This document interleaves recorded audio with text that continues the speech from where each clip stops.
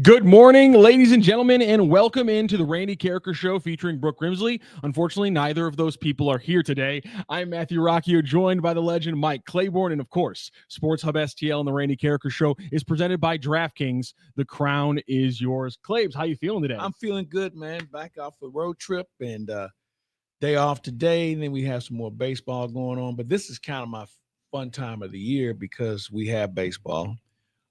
We have the NBA draft just around the corner. The NBA finals starts this week. The NHL Stanley Cup playoffs, the finals start this week. So I have those things to look forward to. And then there's also like the auto racing season. Okay. So I'm kind of all over the place right now. Yeah, you are all over the place. I was prepared for three of those four. I was not prepared to talk any auto racing. We might have to loop in Wilson for that later on in the show, but we are going to be talking plenty of Cardinals, obviously. Randy Karraker is out at the Mizzou Football Annual Golf Tournament this morning, so that is why he is not here in studio, but he will be joining us. They don't tee off until 11, so he's going to join us for about 20 minutes from 10:20 to 10:40 coming up here on the show. Now, how's your golf game? It's getting better. My golf season's already over. I got a thumb issue here. Oh no, yeah, I'm done. Oh, I just have another surgery. That's heartbreaking. Oh, it's mine's just about to start now that the weather's finally turned. I'm like you. Are you sure the weather's turned? Because every time I look up, it's raining. That's a fair point. It is going to hit 90 today for the first time in 2025. That's me. So the weather is. I think that's it. I think it's turning. I'm just like you, where I can't stand cold weather. So yeah, I'm not getting out and golfing until it's consistently in the mid 70s. So I have a rule: if it's 55 or below, then I don't go. Yeah. Okay, I like that. I'm gonna have to steal that one because that's exactly how I feel 100% of the time. Quick, let's talk about the Rangers series. Obviously, wasn't a great series. They get outscored 19-4. Statistically, it's the second worst series of the season. It's minus 15 run differential. Minus 16 run differential was the Red Sox series. So, but on the surface, it looks that way. But when you actually dive into it, and if you actually watch the games and everything, it didn't feel anything like the Red Sox series. And they had a couple of big innings that made the scores look so bloated. But they can pitch a little bit. Yes, they can. And I didn't think DeGrom is as good as we've seen him in the past, but he was good enough. The young man, Leiter, on Friday night was very good. And, it's just, hey, you're going to have one of these. We just haven't had a lot of them, and we want to make sure we don't. But, you have to tip your cap to the other team.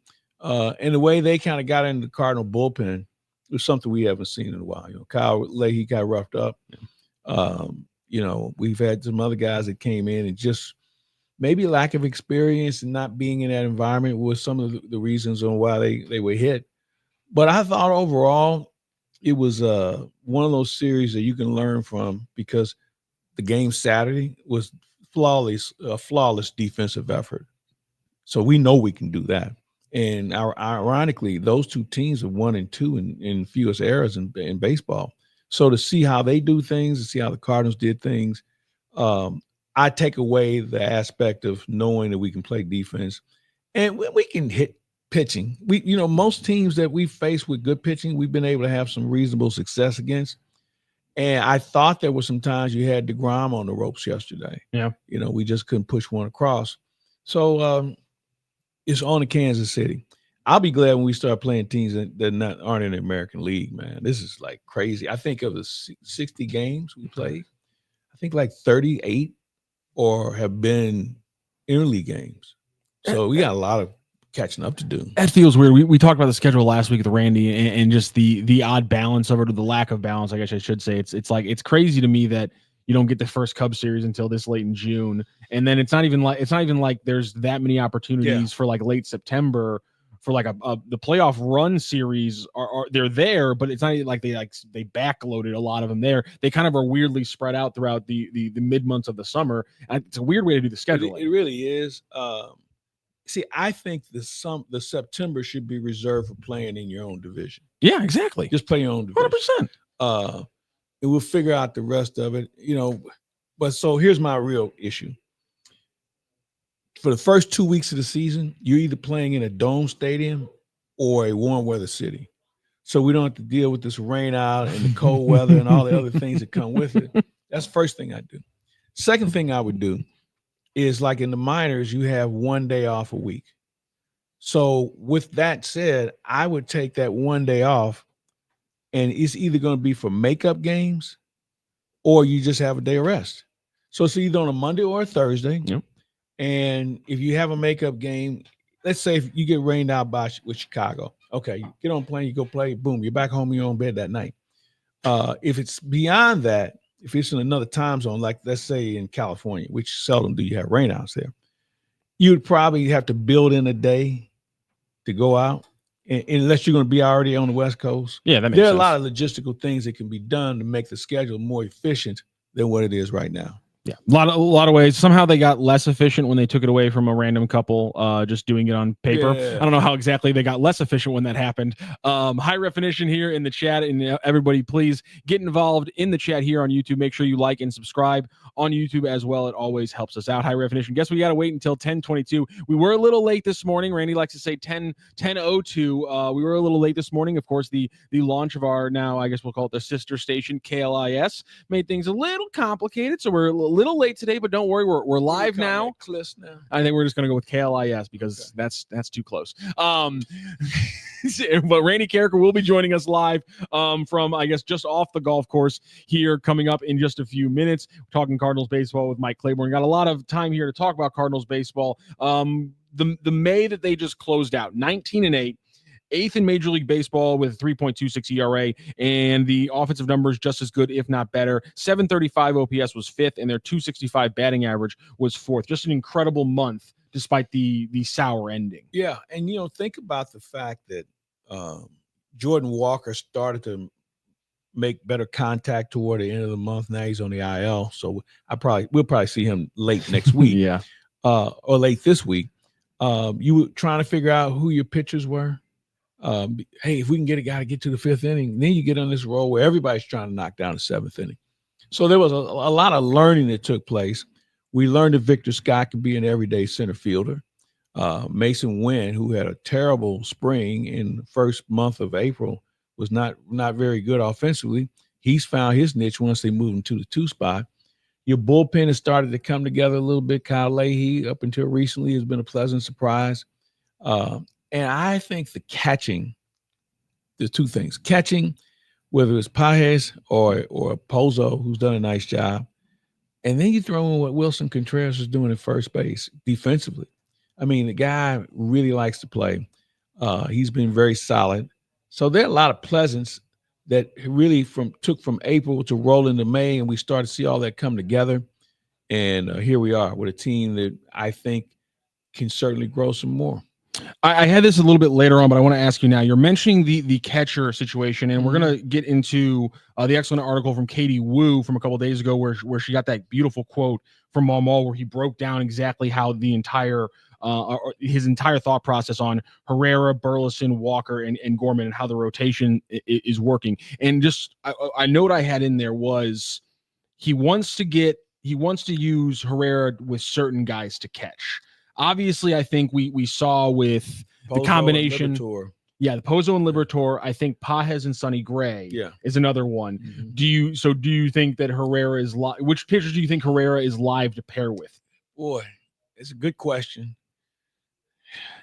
I kind of like, if he can get 2 days, Pozo gets 1. That means Pages gets the other 4. That's probably a fair way to go about it. The concern with Herrera is, his throwing, because Pozo and Pages have shown the ability to throw a little bit more accuracy. So you want to give him an opportunity to catch, but if it takes away from his hitting, then hide his gear. Yeah. Okay. And I think we'll see a little bit more as they get used to each other, and for him to be more acclimated to the pitchers' meetings and things along that line. I could see him catching somebody else, but no more than twice a week. Yeah, I think that makes sense. And something that Katie Wu pointed out in that article is that, the in-house credit that they're giving to Herrera's boost is partially knowing every day where he's going to be with the DH spot. And so how much do you mess with that consistency because of key. That's pretty big, considering you kind of need his bat every game. So, and I don't want that to take away from anything. That's what he's here for. He just happens to have catching equipment. if he never caught another game in his life and he can swing the bat the way he has. And this has been interesting. This last road trip, he came back to earth a little bit also.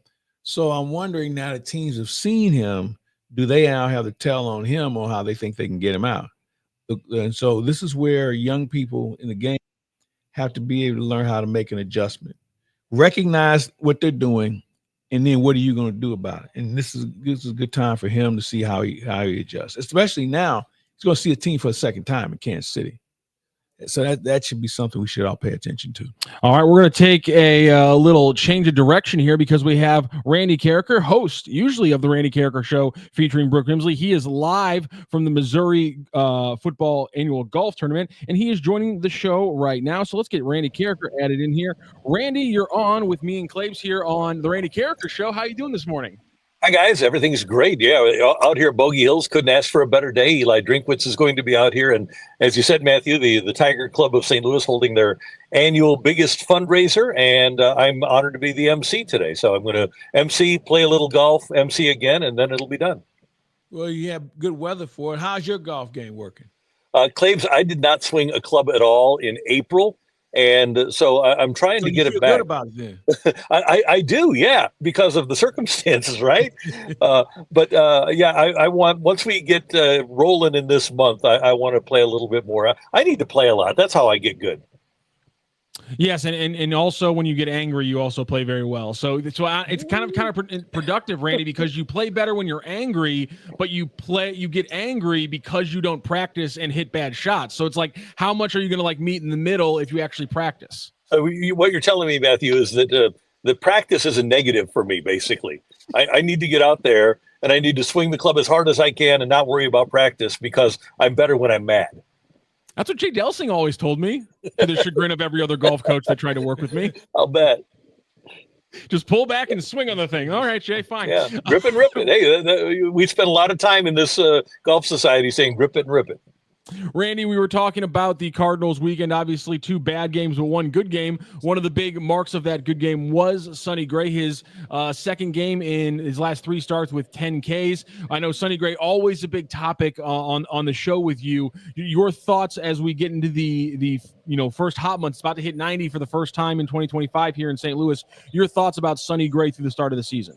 Yeah, that's why you gave Sonny Gray all that money, right? Because when you lose a game and you've got DeGrom going the next day, you need him to step up and do what he did on Saturday. And that was an absolute virtuoso pitching performance. He was sensational. And like I've always said, I think that he's a really good pitcher, but you look at the September numbers and they don't lie. So I'm glad the Cardinals were able to get out of him what they did over the weekend, because that's stopper stuff right there. That's fantastic stuff that the Cardinals got out of him. And it's nice, I think, for him to kind of backload some success because, as we've noted, he's not a 200-pounder. He's 5'11", 195. And when you have to pitch when it's 100 degrees with 115 feels like temperature in St. Louis during July and August, kind of wears you down for September. It wears big guys down, and he's not the most stout individual. So I was really glad to see it. And his stuff was fantastic. That might have been the best game he's pitched as a Cardinal. I would agree with you. His stuff was just really electric, and he and Pages are on the same page from day one. And he just took over the game. And he's like, "Yeah, you want it? Come on, get some." And the only guy that, and by the way, Marcus Semien, that was the only guy we couldn't get out over the whole weekend. But everybody, 7 for 8. Yeah. But Sonny was really good. And you touched on something, Randy. During the season, when we get to the warm part of the season, he goes through a jersey after every inning. Yeah. They have one hanging up for him. He just goes in, changes, goes back out. And the tale on him is if he's at 90 pitches, don't let him get to 95 because, he gives you that max effort for those 90 pitches. And so it may be 5 innings, it may be 7. But when he gets to 90, 92, then you have to start looking for options. Yeah, and because when it blows up in a hurry. Right. And you talk to Ollie as much as anybody, and the data that the Cardinals have compiled on their pitchers is astounding. And that's one of the reasons that they've really only had one pitcher on the IL this year. It's been Zach Thompson. You look at the Dodgers with 12. I don't know how that happens. If the Cardinals only have one and the Dodgers have 12 guys on the IL. But the way the Cardinals approached March and April. Certainly, I think is benefiting them in May and June in terms of keeping people healthy and keeping people fresh, not only for now, but as Tony La Russa used to say when he would have that getaway day lineup in April, he'd say it's like a doubleheader win. If they would win, because we'll win this one and then we'll win a game in August that we aren't supposed to because we've got fresh players. Yeah, and Ollie's not afraid to play Pozo. He's not afraid to play Gorman. He's not afraid to play Barrera is getting some more playing time. And now we have Ryan Vlade, who's going to be here until Jordan Walker gets back. I saw a lot of him in spring training. It'll be interesting to see how Ollie tries to fit him in a game. He got him as a pinch hitter yesterday. But the way you use the bench has changed a lot since the DH came into play. So you have to have guys that are versatile because of the fact you don't want to burn up guys in April, in May, because you're going to need them in August and September. Claibs, do you think because of what Ivan Herrera is, and I think Ali has kind of alluded to this, you really can't catch him that much because he just doesn't throw guys out and he doesn't play another position. You're not going to put him at first because he's never done it before, and you have Contreras there. So it seems like, as we say, they would like to give more people opportunities at the DH spot, but unfortunately, or fortunately, you have to have Herrera in the lineup every day, and the only spot that he can really play right now is DH. Yeah, it's a little bit of a backlog, but you know what? This is what this season has been about. We thought we were going to have an Arenado situation addressed. Well, that didn't get addressed, which means Gorman wasn't going to play a lot. And then you had your outfield situation where we thought, Victor Scott was going to be your guy, or Lars Nootbaar in center field, and Victor Scott takes over, and all of a sudden that thing gets jammed up. But the results have been positive for everybody as far as the team is concerned, with the exception of the individual. And in this case, Gorman has been shortchanged on playing time, and it doesn't help his situation when he does get a chance to play. He's very ineffective. Right. He strikes out way too much. But that being said, and we're only a couple of days into not having Jordan Walker, but is there a chance, Mike, that they could play Donovan in left and give Gorman 8 days of run at second base? It's something they probably could take a look at. I think it really depends on who they're facing. If you stack a couple of left-handers, you're not going to see Gorman. Right. But, right. If you get into, we're going into a stretch where we're going to have 15 in a row. And there's going to be some times where Gorman might be available. If nothing else, maybe you make Gorman a DH. Arenado a DH and get Herrera off his feet. So there's a lot of different combinations he can play with right now. But I would think at some point I'd like to see Gorman get 3 days in a row playing third base. And you give Arenado a day off, let him DH 2 other days, and see where it goes. I'm with you. And I think that's one of the reasons that before the injury, Walker was having success. You need to give guys an opportunity, and I've said this all along, to fail, and hopefully they'll learn and adjust and bounce back. I think we have a tendency to forget that Gorman had an 805 OPS and hit 27 home runs just 2 years ago. It was just 2023 that he did that. And I don't think he's lost that skill set, but I think part of it is the league adjusted to him, and he hasn't had the time. Injuries are obviously a part of that. Playing time is a big part of that, to adjust back to the pitchers. And hey, last year he struck out 37.5% of the time. He's only striking out 26% of the time right now, which is way better than down. Yeah, he's making more contact. I think Brant Brown has certainly had an impact. Nolan knows himself a little bit more. So I just think it's the fact where he just has to play. But you don't want to sacrifice the team performance just so one guy can build his confidence up. So, Ollie's been very good at trying to find lanes to get people involved in. And I'm sure right now he's probably thinking about what this looks like with a 15-game stretch coming up, who can play where and when. And so we'll see. I also think I just want to bring in this this quote from Katie Woo's article on The Athletic, because she got a great quote from Ollie breaking down the playing time of Walker, Herrera, Burleson, and Gorman. And after he ran through Walker, Burleson, and Herrera, he tagged on Gorman. Here was the quote: "The name you're looking for here is Gorman, and that's where I'm having the most trouble finding playing time for. That's not an easy rotation." The context around that is that Walker's playing against everybody right now, but Burleson's getting played if they can, the majority of time against righties, and they're gonna platoon him out against lefties. Obviously, same issue with Nolan Gorman arises there, except for just if you're playing with on the margins and you're trying to find some spots here. Burley's career OPS is 233 points worse against righties, against lefties than it is against righties.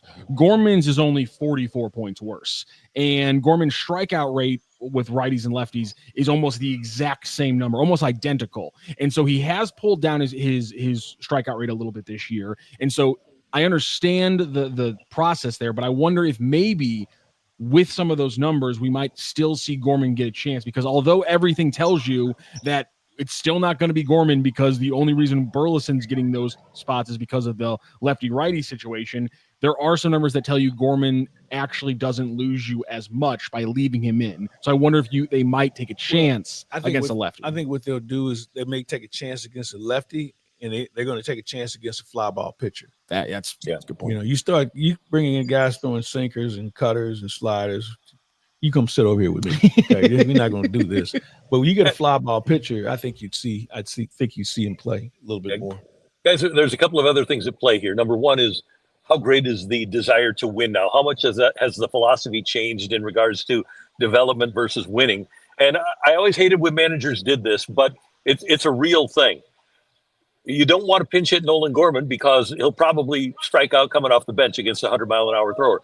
Burleson is a much better pinch hitter than Gorman is. And Mike, we've seen managers that do this. Why isn't this guy starting? Because he's a better pinch hitter than the other guy. Well, he's also a better hitter than the other guy. But sometimes that happens, right? And I could see the Cardinals taking that approach with Burleson and Gorman. Let Gorman get the start because Burleson's a much bigger threat off the bench. Yeah, and Burley has started to accept the strike zone a little bit more, where he doesn't need 5 pitches in order to put it in play. Yeah. Some guys need to work a guy and see what he has, eliminate this pitch, eliminate that pitch, expect that pitch. Burley's just up there, hey, man, listen, if I see it, I'm going to hit it. And that's what you're looking for compared to Gorman, who he tries to find something early in the count. I don't want to take that away from him. But in order to have a true at-bat, you may have to see a strike. You might have to foul one off. You may have to see a couple of balls. And then if you get a guy in a hitter's count, if it's a 2-ball, 1-strike count, you got to be ready to hit something. So there's a different mindset. But when it's all said and done, I think they're both capable of being better. It's just the fact that got to get reps, man, like anything else we do. Hey, Claibs, I've got to get an opinion from you because I thought about this the other night. What would happen if you would start a pitcher that throws 55, like Alec Burleson Burley did the other night? Yeah, so how much would that mess up the opposition, though, for the rest of a series? If you throw a guy like that for 5 innings and those people are just corkscrewing themselves into the ground, the other team, that'd mess them up for a whole series. It could. And then again, we'd have to run down to the sporting goods store and get some more baseballs because some of those guys might find the rain.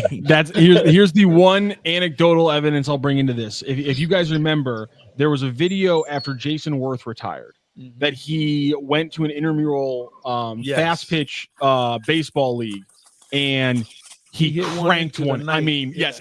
And so the story goes down that actually was his third or fourth at bat of the day. And the story is that he was playing in Washington and he had become friends with one of the guys who was at the shooting that happened with the congressional softball teams. He was there. And so he did a charity with the guy. And he jokingly was like, whenever you retire, come play intramural baseball with us. So Jason Worth retires, and it was kind of quiet. It was in the background because he literally was in the middle of the season, and he just like one day he was like, I just don't have it anymore. So he kind of quietly retired. And so it was like a couple weeks later, he's like, okay, I'll go play intramural baseball with these guys. And to your point, Randy, he grounded out the first at bat, and then he strikes out the second at bat because it was mid-season. So he's dialed into 90, 95, 96, and these guys are throwing 70s, and he's like, I can't lock in. And so they start chirping him. Oh, this guy was in the majors. Oh, they paid you how much? And then it was, I think, either the third or the fourth at bat, to Claib's point. He finally locks in and just moonshot, just into the night, into the darkness, can't even see the ball. So I think that's probably the best anecdotal evidence we have of what would happen in that situation across a full game. I don't know if they can go 5 innings. You might go maybe one round in the order. Something similar that happened down in Florida. Ray Langford and Johnny Damon were playing in one of these leagues, and for some reason, guys didn't really recognize them. Oh God! And first time through the order, it's like, so maybe I don't have it. And then after that, they started raking. All right, to the point where somebody said, "Wait a minute, I've seen that swing before." So you can fool them for a little bit, but this is a game of adjustments at every level.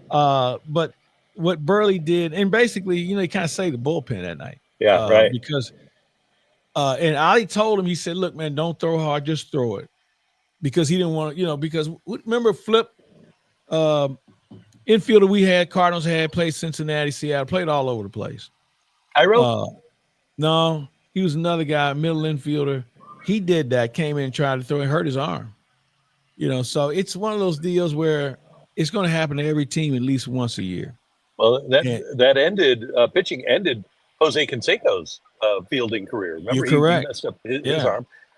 Chris Duncan, by the way, he played slow pitch softball once he got into radio and struck out a couple of times, his first few times up too. Somebody just won the putting contest. That's what happened in the background. Preston Davis, who played for the Cardinals, not Preston Davis. Preston Wilson? Preston Wilson came down to fantasy camp one year, and guys were striking him out like he just learned how to play baseball because they were throwing so slow. Oh. I'm rubbing my hands together trying to get out of the way, man. Practice guy. Preston was having I think he had more strikeouts and hits in that. Oh my God! Yeah, it was bad. Claibs, you'll remember this. In '98, the Cardinals go to Minnesota, and Bob Tewksbury is throwing the eephus pitch to McGuire. Yep. And Big Mac had no chance against that thing. None. And, to your point earlier, Big Mac, it took him a couple games to get straightened out. Yeah. I mean, we can go back to George Hendrick against Joe Negro. Yeah, the knuckleball. He threw the knuckleball in '82. And when George went to White, he said, if I face this guy, I'll be messed up for the rest of the playoffs. So he didn't play him. And then the day he was going to have to play him, it got rained. We started the game and it got rained out. So he never saw Negro for the rest of the playoffs. Right. And the Cardinals wound up winning 3 in a row. He was adamant that that a couple at bats against Negro would completely throw him off. And everybody's got their own quirk about how they do things. That's nuts. But it's one of those situations for him. He just couldn't do it.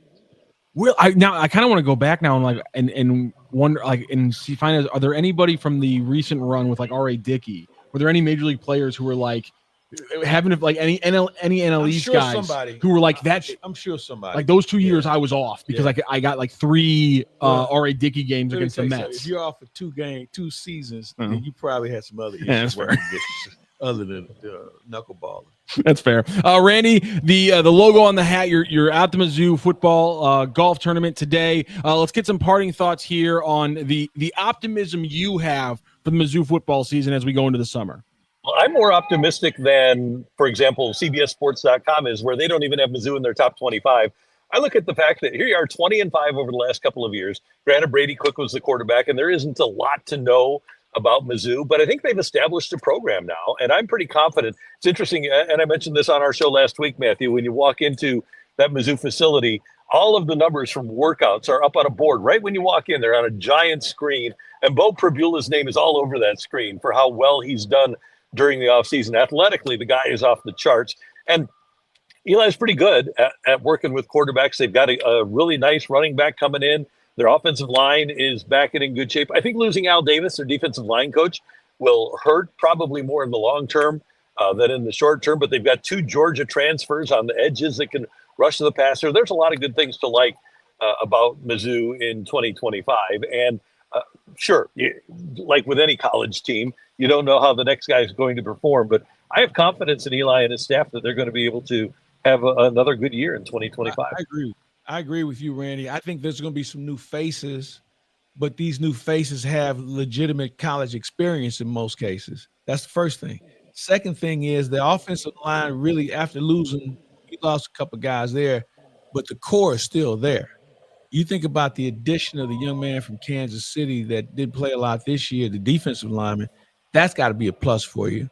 And I think the defensive line might be as good as anybody's right now. I think the reason why some people aren't picking them is because we don't know who any of these guys are on any programs because of the portal. and how that's changed, which is why I just think it's ludicrous for anybody to make a preseason prediction about a college football team. And Ohio State's number one, right? And Yeah. who's going to play quarterback for Ohio State? I mean, they lost Will Howard, right? They lost their guy. They lost a really good receiver. They lost some really good. They lost a terrific corner. So, but the thing is, we know about Ohio State, we know about Alabama, we know about Georgia. They're bringing in 5-star guys. People just don't realize what Mizzou is bringing in yet. Yeah, and once they get their feet on the ground, I think they'll hit the ground running. I think we've learned over time that's how Eli likes to run his railroad. So this is not a read and react situation. My only issue is, and it's not just Missouri, we had to do something about the schedule, man. You can't put these blood donors on there every week, and then when you get undefeated, you like and don't get in the tournament. Well, we won. No, you didn't play anybody. So I'm gonna make it easy for everybody. You're advocating for the 9-game SEC schedule. Well, here's what I want. You're gonna get one blood donor. All right. Okay. You're gonna bring somebody in and beat the tar out of them. The other team you're gonna face, I would want to be a bowl game participant from last year. Ooh. Okay. So that's something that says, and they may have lost everybody because of the portal, but now you can have on your resume, hey, this is a bowl game participant. They played in the who knows what bowl. I don't care. Okay. That's the next one. The third game, you're going to play a conference comparable. And what I mean by that is if you finish in third place in the SEC, you're going to play the third place team in the Big Ten. I like this. And then my final game would be a regional rivalry, where in Missouri's case, you should play Iowa, or you should play Kansas. You should have a regional rivalry because you can generate revenue that way with fans coming to see you and you going to see them. Yeah. So there you have it. Because, back in the day, they tell you, well, we can't do that because our schedule's too tough within conference. Well, okay, that's good. I'm happy for you. But what I'm proposing, it will probably be the end of what we call an undefeated team. I don't see teams going undefeated anymore. If you play a real schedule, and I think it makes it easier for the selection committee to say, all right, these guys have done it the right way, and they've earned it. They may have 2 losses, they may have 3, but at least they're playing teams that we can all look around the room and say, yeah, good program. I think that's a great idea. And you know what? Set it up because of what it is. Basically, it's NFL junior right now. You might as well, because everybody's got their schedule set up for 6, 7, 8, 9, 10 years in advance. Set it up that way. Okay, so the 4th place team from the SEC plays the 4th place team from the Big Ten. You can set up your blood donor ahead of time, but the other ones, you've got your regional Mizzou, Illinois every year, whatever. Set up, if you want to be Mizzou, Kansas later. I love your idea, Claibs. It's perfect. Yeah, and I think it was Dan Patrick last week who was throwing out essentially what you're saying, but he didn't get a specific issue. He was just saying college football needs a schedule maker. They need someone who builds everyone's schedule so that rivalries, things like to your point, where you take the results of the last year or last 3 years and say we're going to pit like to like in some of these cross conference matchups to make sure that we're getting the best version of football and also giving ourselves the best approximation of who's the best teams. Yeah, and the networks would buy into this because of the fact that they don't want to put these games on where it's like, well, why is this on TV? But you know what? Maybe this will all be a moot point after 28 or 27. And my prediction will be that the major conferences, Big 10, Big 12, ACC, SEC, will tell NCAA adios. Yeah, this is over. We're done. I think so. I agree with you. And we're going to go out and do our own TV deal. And once we do that, we can set our own set of rules with respect to transfer, the NIL, the portal, and all the other things that they used to have to combat the NCAA with that really had nothing to do with them being student athletes. And then their programs, the other programs can still be participants of the NCAA. And maybe we ought to have a little relegation too. I like it. See, we've got our schedule maker. His name is Mike Claiborne. This is 1 April road trip for the Cardinals. For you to just sit in the hotel room and do this, it's no problem at all, man. No, I won't be an April road trip because I don't travel in April. I was going to say, there's that weekend at home when the team's in Boston and you are not. Yeah. There you go. So I just think that it creates more interest. you know, you don't have many duds on TV when you're watching games, and now you're really interacting with these conferences. But I think relegation should come into play here too. If I like that idea, you're crapping your program for X amount of years, and we get let's say like a Marshall who's really played well and is taking on some teams along the way, then maybe they ought to move up. All right, Randy. But in that case, the president's getting fired, the AD's going to get fired, and the football coach is getting fired. So they'll open up some jobs too. Yeah. Randy, you have two jobs. One is to take Claibs' plan to Eli Drinkwitz during the golf tournament, and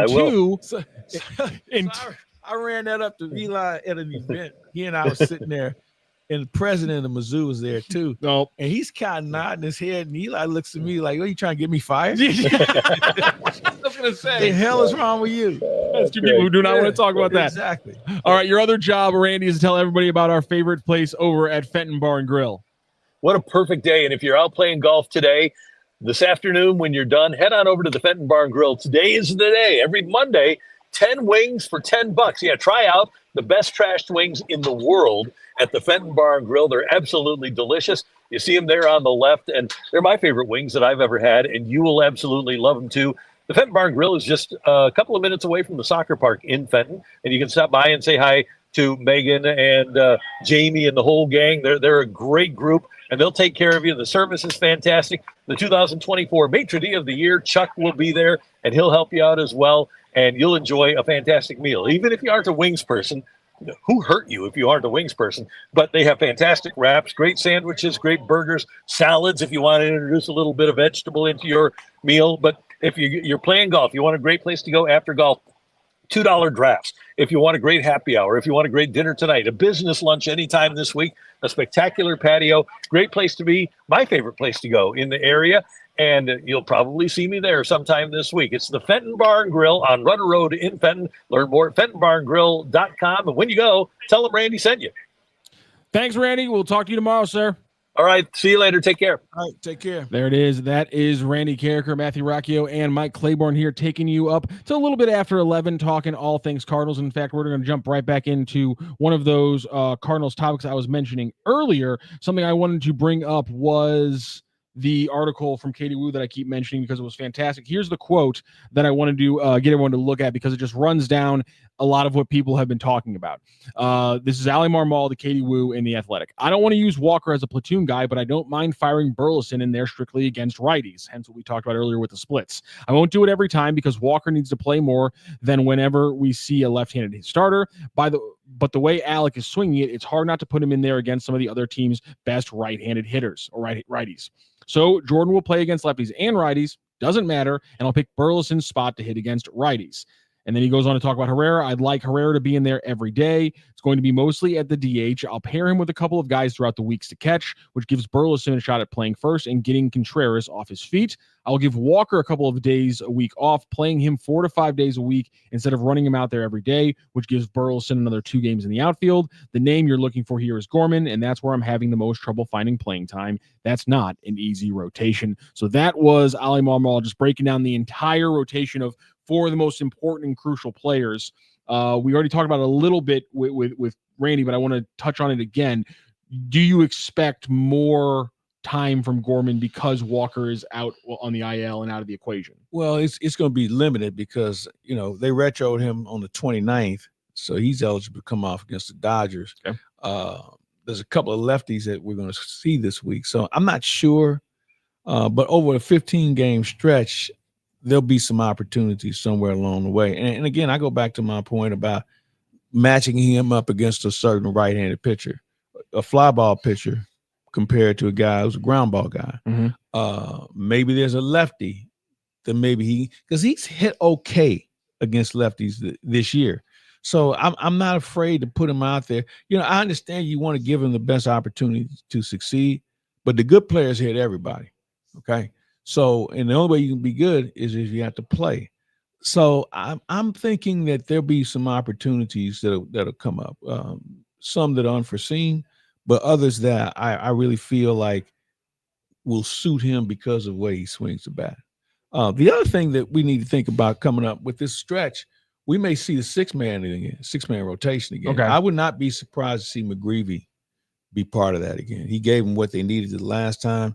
You got to figure out what you look like pitching-wise as far as organization is concerned. So Matthews is come back. He's making his way back. I don't anticipate him being part of anything soon. Hance is starting to throw again. The Zach Thompson thing is it's unfortunate for him. But that's my next area of concern, pitching, because I'm of the belief that a baseball team's pitching staff is between 20 and 24 guys over the course of a season. Now, if you're the Dodgers, it's probably like 38, 40, as many guys they're going through. Because you have to have a good source in Memphis that guys can help you. And you're going to probably pick up a guy, some loose change of a guy that's probably done in another organization, and you bring him over. Phil Maytime would kind of fit that bill. But you're going to need another one of those guys as the season progresses. I think you have to have another guy who has big league closing experience. I that makes a lot of sense too, because two points there. One, an incredible stat from Bernie that we talked about with him on Friday was the Cardinals. I think it was 17-0 when then leading after the 6th, 22-0 leading after the 8th, after the 7th, and 25-0 after leading after the 8th after the move with Ryan Fernandez. So to your point, you change 1 week link. And that's, I guess that would probably be making a move on pitcher, like what, number 20 out of those 30 that you're looking at. And things shifted, obviously, but you wonder if somebody gets hurt and you have to put somebody else in that spot, do things get a little shaky? To that point, your thoughts, what were your thoughts on the rough outing and then the, not demotion, but just sending Gordon Graceffo down after that 4-run spot? I just think it happens, first of all. Secondly, I want to see what guys deal with when they don't have good stuff. Mm-hmm. How do you pitch out of trouble? The problem it seems that you have with him is pitching out of the stretch is something that he's still trying. Because, he comes over the top, with a windup, he's 97, 98. Starts pitching from the stretch, it's down to 93.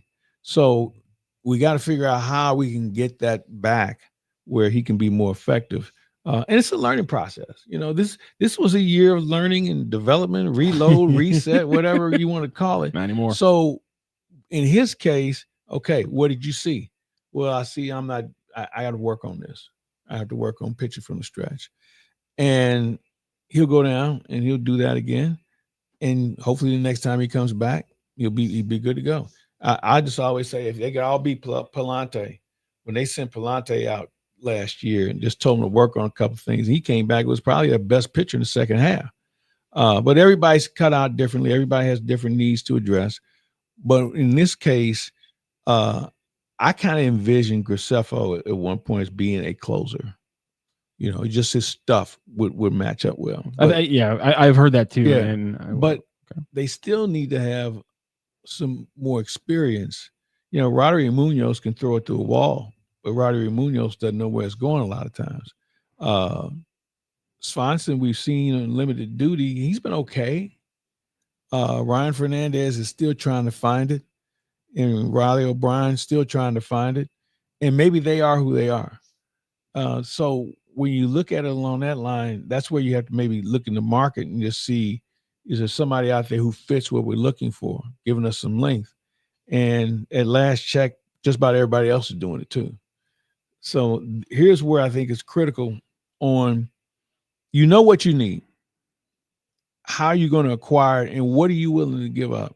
Because are you acquiring this guy because you think he's your part of your future, or is he a rental? I guess that was something that, and actually, I think it was somebody on the chat here on the Randy Karraker show throughout there, because we were talking with Bernie about additions, and Randy's point was, probably they make a move for a reliever because, to your point, they need to reinforce that.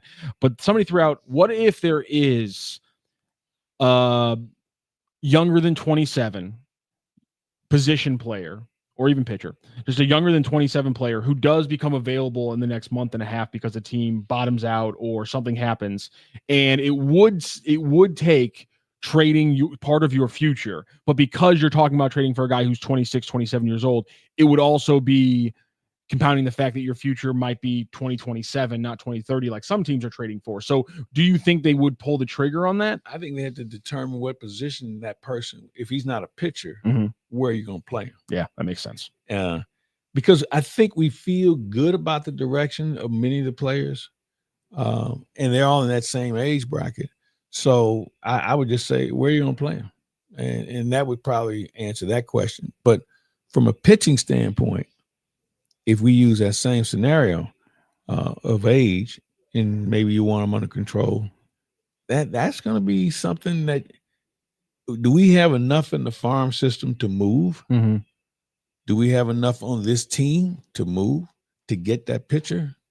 That I think that's going to be a question. And, somebody could say, well, we can move Gorman.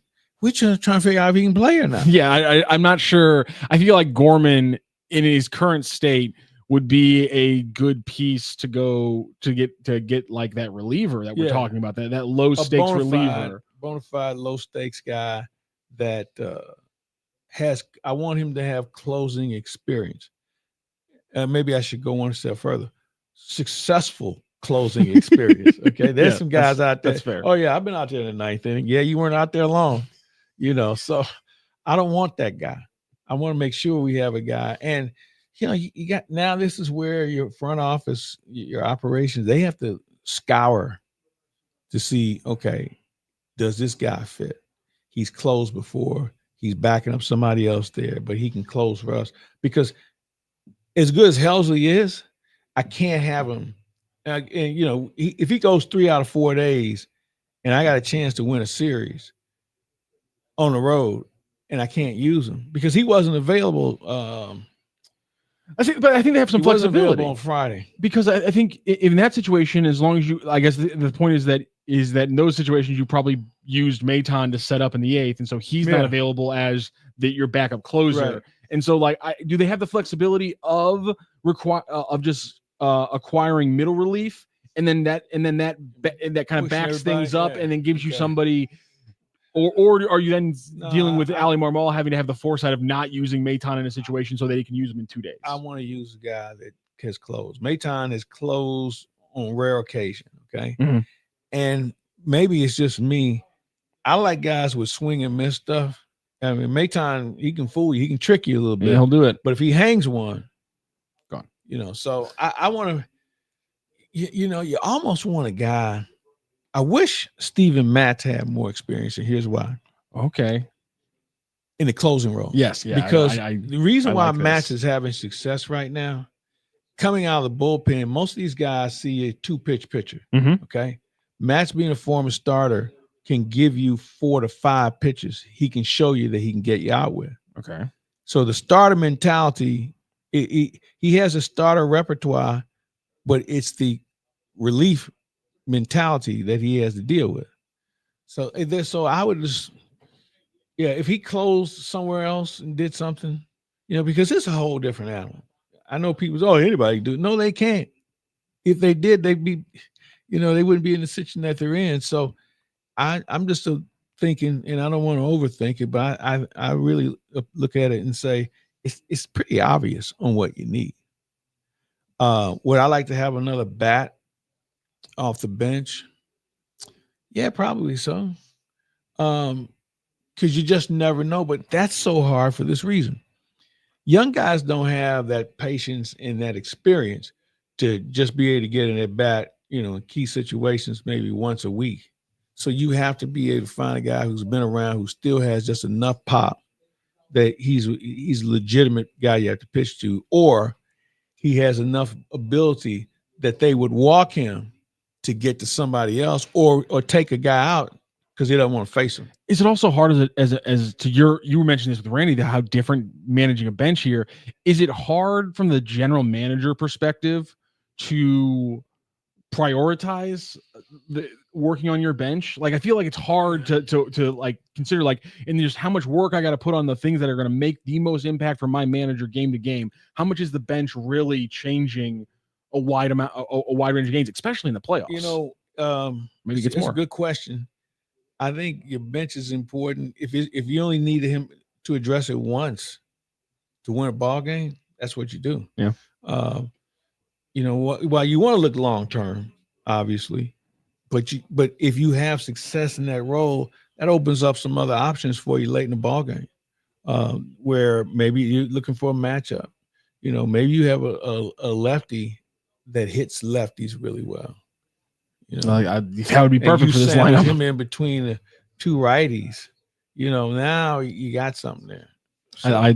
I'd like that. That'd be fun. Let's talk a little bit about our friends here at DraftKings Sportsbook. Of course, the crown is yours here on the Randy Karraker Show and on Sports Hub STL when it comes to our friends over at DraftKings. And they got things going right now with their Pick Six app. It's baseball season. It's the perfect time to play on the Pick Six app. Step up to the plate. It's like a fastball right down the middle. I like to think of it like Wainwright putting a fastball to Derek Jeter in the All-Star game. That's the kind of fastball it is because it's going to be easy to groove it for a hit. The easiest way to play for cash and take a shot with a big win. Just select 2 or more players and choose if they'll have more or less of a stat. And Pick Six is, of course, available in most states, including Missouri, but also you can play California, Texas, Georgia, and so many more. Cash in with your baseball knowledge. New players get $50 in Pick Six credits instantly on just a $5 entry. How do you want to use that $5 entry? I'm going to hone in on the Padres and Giants game today with my entry today. I'm going to look at Luis Arias. It's sometimes with this guy, it's just too easy. 1.5 total bases from hits. I'm going to go with more from him.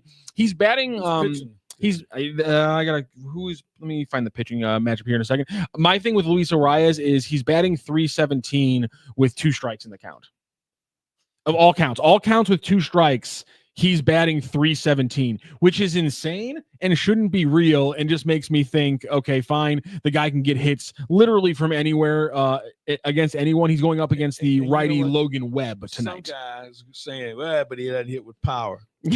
It's .316 with 2 strikes. It's absolutely insane. And then also to round this one out, I'm going to build a base here. I'm going to add a giant in here as well. We're going to go with Willie Adames with more than 1.5 total bases from hits as well. So we're going to go more on Adames, more on Arias, and that's how we're building out the beginnings of our Pick Six picks right here on the DraftKings Pick Six app. Download the DraftKings Pick Six app and use code STL Sports right there on the screen, STL Sports.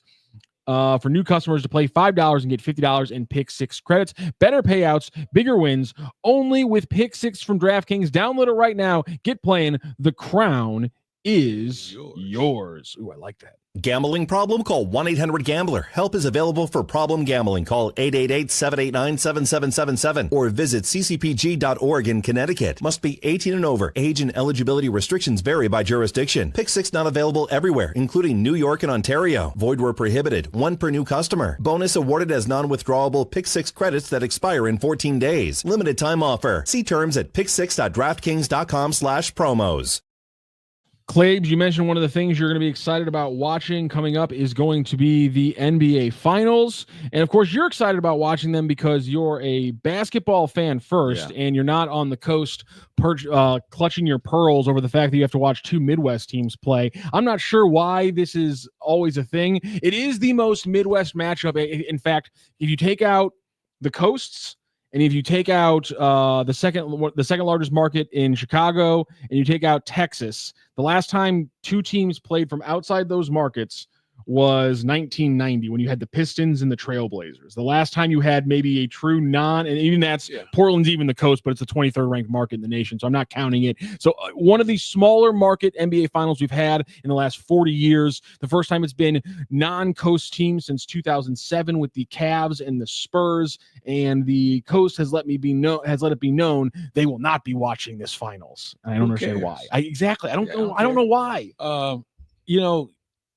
You may not believe this, but this is teams I picked at the beginning of the year. I love those picks. Good job. And the reason, my only concern about Oklahoma was they didn't have a guy who'd won anywhere. He had been part of a championship team. Siakam was with Toronto, but I just like the way they coach. They're long, they're very athletic, and they can run up and down the floor. And the other thing that they don't get enough credit for, they can guard people when they need to.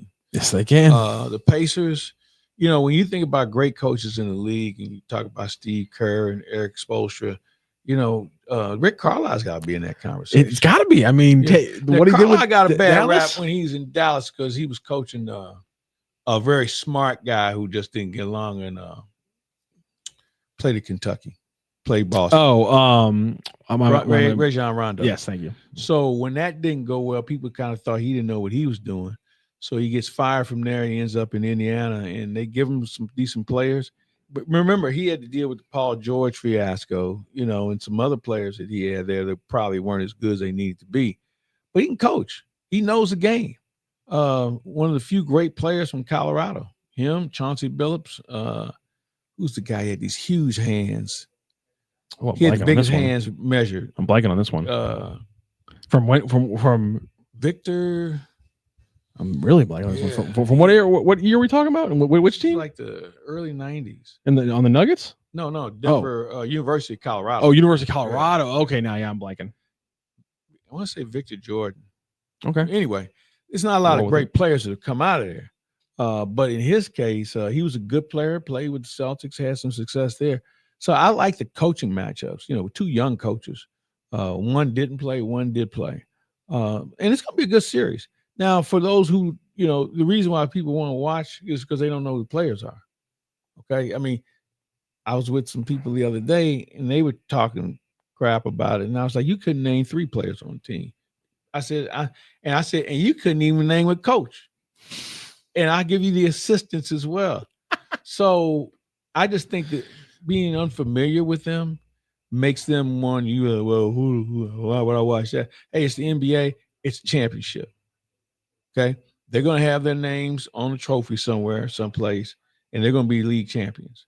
And too bad your Knicks didn't have enough, and Cleveland was short, and all the other ones who had excuses.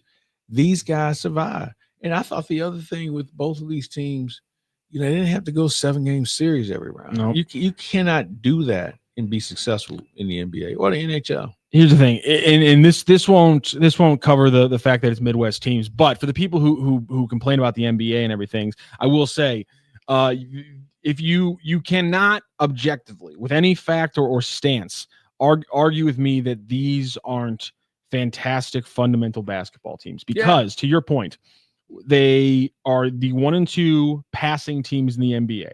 Both assists, the amount of passes they actually throw during a game, they are 1 and 2 in the NBA. The Thunder are the best defensive team in the NBA. The Pacers are the best, ready for this one, they are the best mid-range shooting team in the NBA, and they take them out of a lot of mid-range shots. And Shai Gilgeous-Alexander is a superstar who just did it without taking a lot of threes. Yeah, it's if you peel off the first layer of stats and information, you'd be amazed at these two teams and what they're able to do.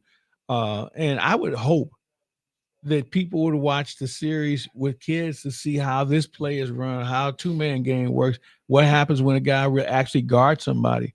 I'm looking forward to it. I think it's going to be fun. One thing I want to throw out there that I love too is specifically Myles Turner on the Pacers squad, because he's been there for his entire career. He's 28 years old. This is his 10th year in the league because he came out after his freshman year at Texas.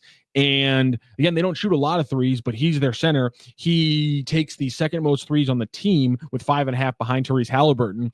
But I just remember 6 years ago, it started a 4-year run, and it hasn't happened in the last 2 years, but there was a 4-year run where Myles Turner, if you Googled his name, before his Wikipedia page, before his basketball ref page, it was the articles about whether or not the Pacers are going to trade him and how they could reset with him every single year. Come up like, and he kept his head down, kept improving, kept becoming a better player, became a better shot blocker at the rim and a more efficient 3-point shooter out wide, creating that like kind of more athletic version of what Brook Lopez became really good in Milwaukee. And we talked about this last week. There is a sense in sports, and it started in football, and it's permeated across all sports because that's how everything works now, where every player is either great or crap. And there's no middle ground. And players after a certain point should never be allowed to have any room to grow. They are what they are. We know what they are, and they're never going to be better. And you need to get rid of them. And Turner was one of those players.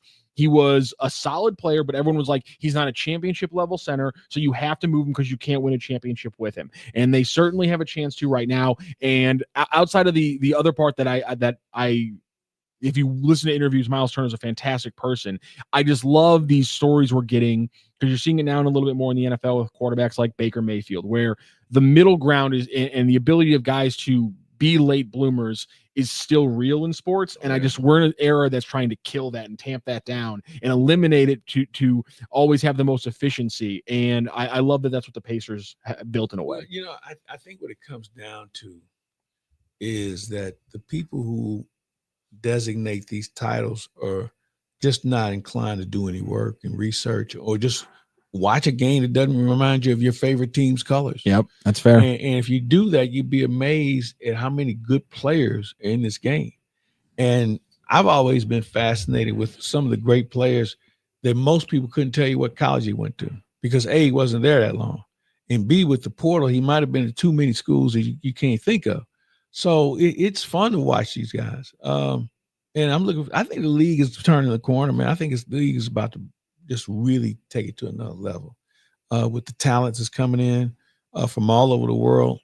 The TV contract is going to kick in. By the way, did you watch TNT's last game? I did. That was I mean, because I don't know. That's literally all I know about the I don't know NBA broadcasting without being able to turn on TNT and watch it. Like I didn't become an NBA fan until around 04, 05, which it locks up when my family gets cable, because my family gets cable for the first time when every Cardinals game goes off regular television. That was the line in the sand for my parents. That's it. When every Cardinals game was off regular television, my mom was like, call charter, we're pulling the trigger, we're getting cable. And I was gonna have to take peanut butter and jelly to lunch school, but other than that, happily love peanut butter and jelly. And so that's when I became an NBA fan. And so my entire life, that's been a chunk of my NBA fandom has been connected to TNT. And then I got older, just Kenny Smith, Charles, and Shaq. It was fantastic because not only were they hilarious and fun, but they also at the same time, for me personally, it's been great because they've fueled one of the things that makes me mad about the NBA, which is the old heads always complaining. Because I love Shaq and Charles, but they always give me good fodder for pointing out old heads who just can't get over can't let it go with the new era. The one I get the biggest kick out of is when Karl Anthony Towns or Myles Turner takes a 3-point shot. And they just climbing all over him, man. Just like Curling the down shooting at like 42%. Yeah.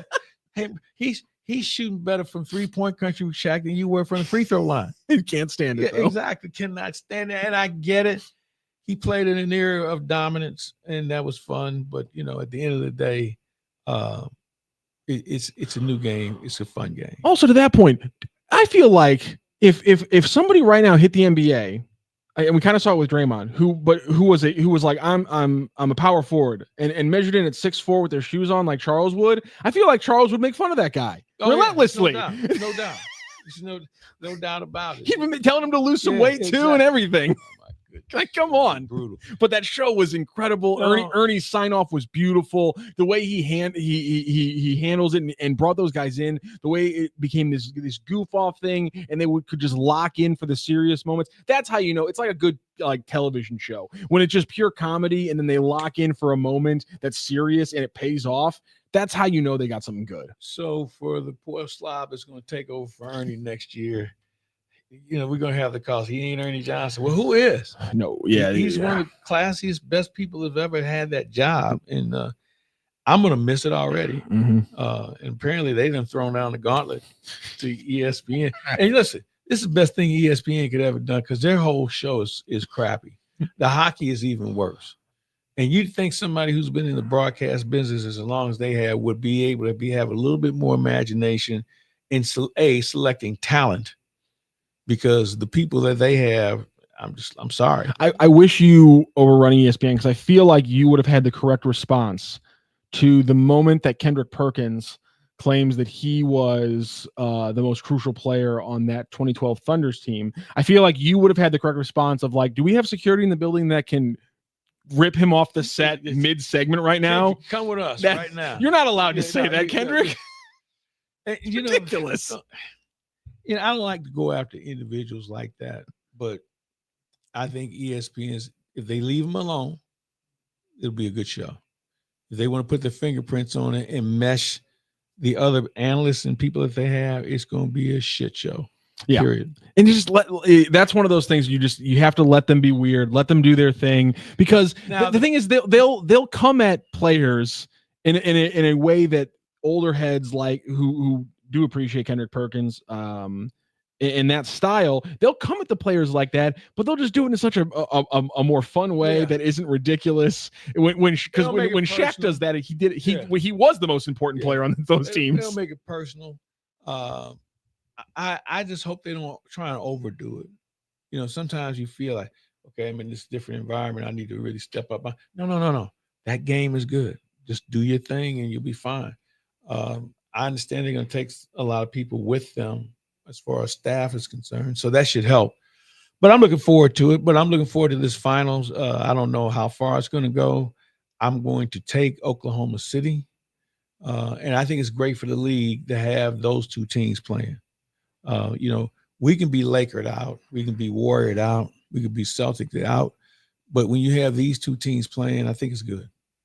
Yeah, absolutely. And I think the NBA, because of the way that the CBA now works, they pushed things to help even things out with medium markets, and that's exactly what happened here. You also have a case of two teams who built on the long term, and it worked. Yeah. And I think that's good for the NBA as well. After it felt like a decade and a half solid of super teams. These teams built in smart ways. You know, the Pascal Siakam move for the Pacers, and obviously you go all the way back to the Paul George move that started all of this. Obviously through OKC, we went through that 2 weeks ago on the show. Just an incredible run. Can't wait for it, and I'm extremely excited to watch the rest of this series. Speaking of being extremely excited, Cards Hub 365 comes at you every single day right here on Sports Hub STL, presented by Gray Bar. Also, the post-game version comes after you every day after a Cardinals game. Of course, all those post-game shows presented by our good friends over at Hot Shots. Hot Shots yesterday had their 35th anniversary party. It was an absolute pony show. It was incredible out there. The taco eating contest, all the different players. I know that the City fans greatly enjoyed getting a chance to hang out with Celio Pompeo and Thomas Toland, who were out there as guest bartenders. We also had some of the mascots. They scored a goal. They did score. They scored two. And they won a game. They got all 3 points. How about that? And so that was our good friends over at Hot Shots. Make sure you check them out at hotshotsnet.com. Of course, they sponsor all of our post-game show. Find out your closest location. Again, hotshotsnet.com, your location for all the sports all the time at hotshotsnet.com. One last thing I want to talk to you about really quickly. We were talking about the great game from Matthew Liberatore, the great game from Sonny Gray. Yeah. The not so great game, though, from Matthew Liberatore. I don't want to overreact to it. I just want to get your thoughts. Matthew Liberatore tagged for 4 earned runs in 5 innings pitched. But still, the control solid, 5 strikeouts to just 1 walk. These numbers are incredible to me. He got tagged for 8 earned runs across his first 2 starts of the season. Since then, he went 8 straight starts without allowing more than 2 earned runs in any start, and that was only the second time this season out of 10 starts. I'm throwing out the one that got shortened because of weather. It's only the second time out of 10 starts that he hasn't gone 6 innings. You're obviously I'm throwing out this one. It was a bad game against a bad team. Your just thoughts about the what we've seen from Matthew Liberatore. It was one of those games where you wish you could have it back because you realize what you did and how you could have fixed it. As a matter of fact, I was on the elevator with him that night and we were just talking. I said, "How you feeling?" He said, "I feel like I'd like to go out and pitch tomorrow." I mean, it was on his mind. That's so crazy. Much. I love that. And because he does throw virtually every day, you still won't do it. But those are all fixable things. A couple of pitches, he just didn't have the command that he wanted. But having said that, it wasn't like he was walking people. No, he just left in the middle of the plate a little too long. And, good teams, and I think Texas is a good team. They took advantage of it. But I will say this, in the second inning, you're saying to yourself, man, this might be a short night for him. And then once he got the game back under control, he got him to the 6th inning.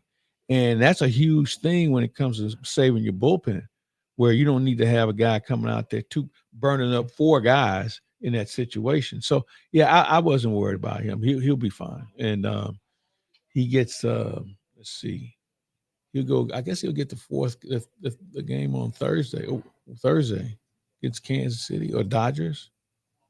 He'll be fine. I'm not worried about him. What for you has obviously giving the runway? I know people don't like to hear the word, but it is what it is. Giving him the runway and letting him be a starter this year is obviously a huge factor. We talked about it with Herrera on the hitting side.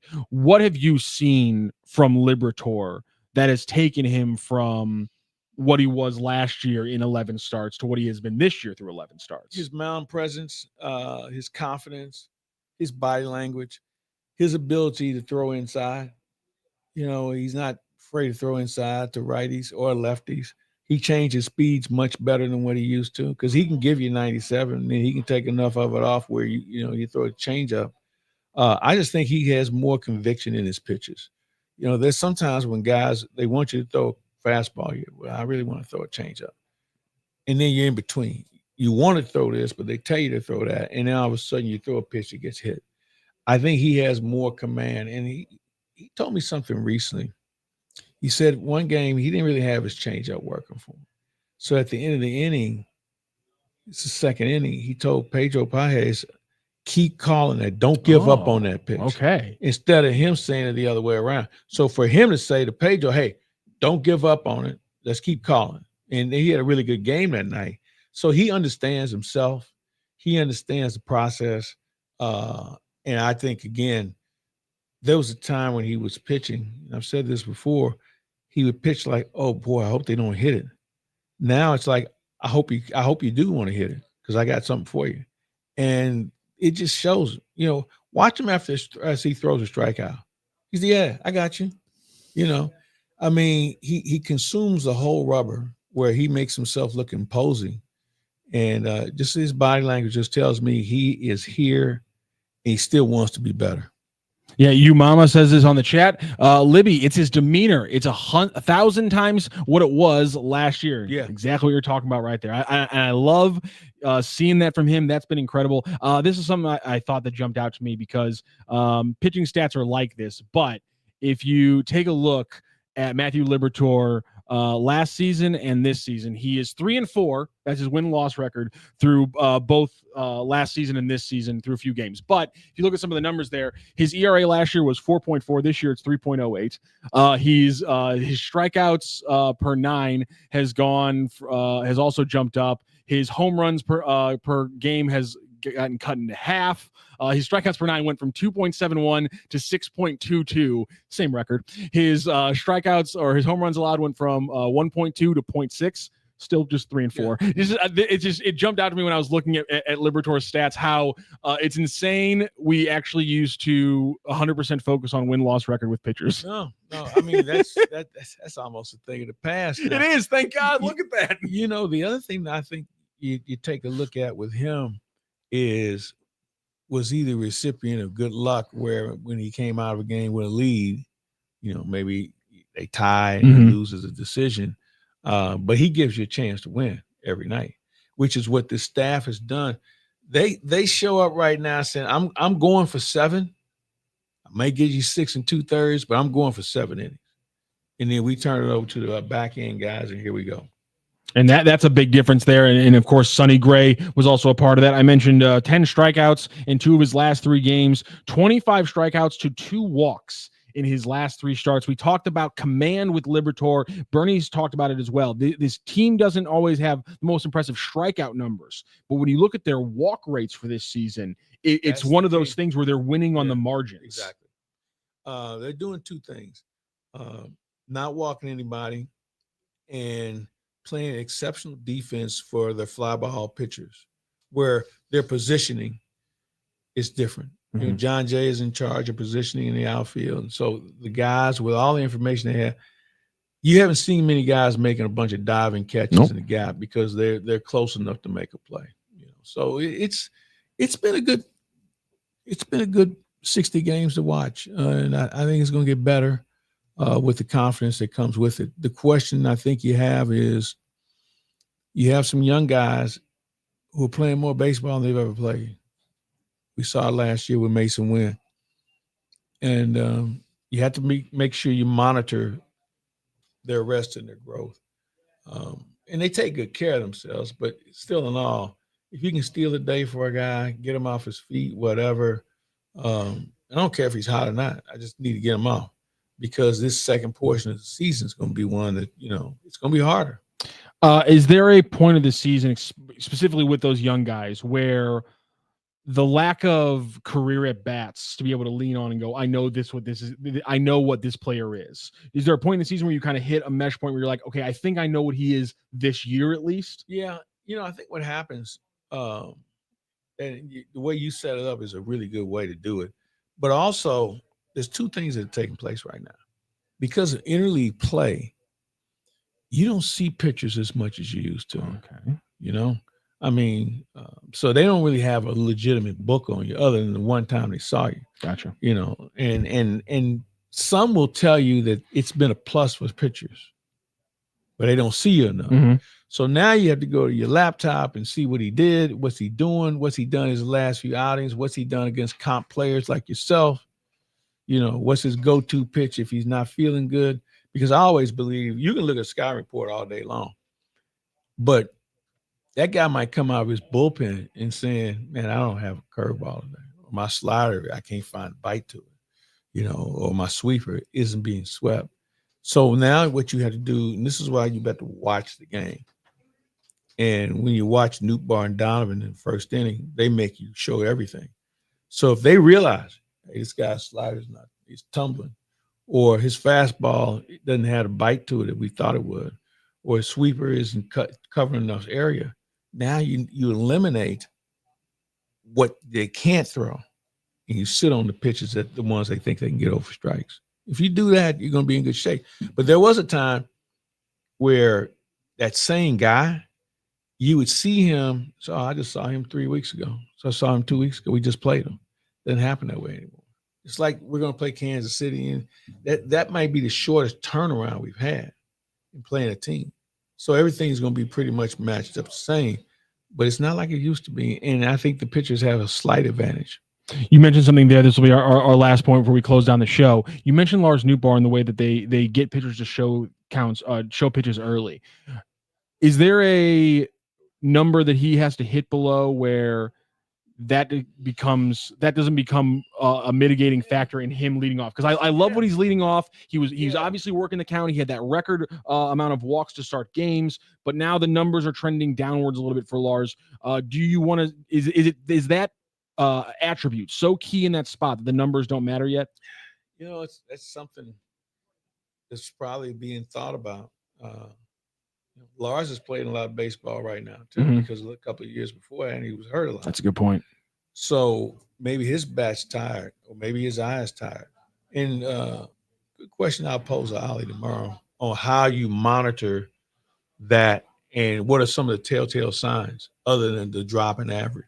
And I also wonder if it's like a numbers thing. It's like if this guy, if he loses 40 points in average, but to our approximation, being able to see pitchers changes Avon Herrera's average by X many points. Like, I wonder if there's just like a mathematical equation they get down to. Yeah, you know what? That's never know these days. Yeah, you really don't. I mean, you have some teams that have operation staffs, analytic guys. I think the Dodgers have like 90. Oh my God, that's insane. Yeah. I remember reports of there's clubs having like 3 guys in there in the room. Has 6. Oh my! Now? Yeah. Oh my! That's insane. That's nuts. I think their record kind of speaks for it too. I wasn't planning for this, but there's a host down in Atlanta who went on a huge Twitter tirade late last week that got a lot of people looped in because he was really mad that everyone in Atlanta keeps talking about exit velocity.